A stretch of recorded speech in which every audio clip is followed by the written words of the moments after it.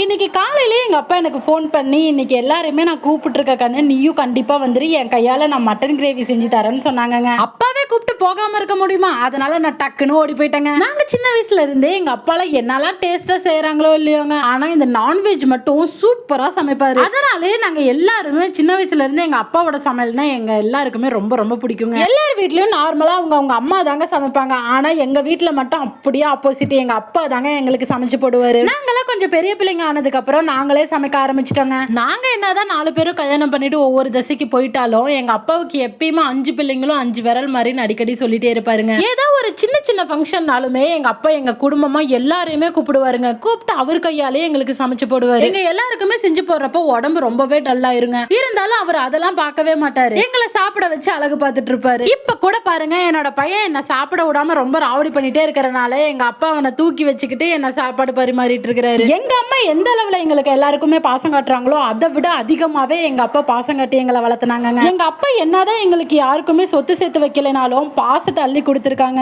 என்னோட அப்பா வயசுல இருக்கவங்க எல்லாருக்குமே நான் சொல்லிக்கிறேங்க, ஹாப்பி ஃபாதர்ஸ் டே. உங்களோட பொண்ணா நினைச்சு என்னையும் ஆசீர்வாதம் பண்ணிருங்க. Bye by.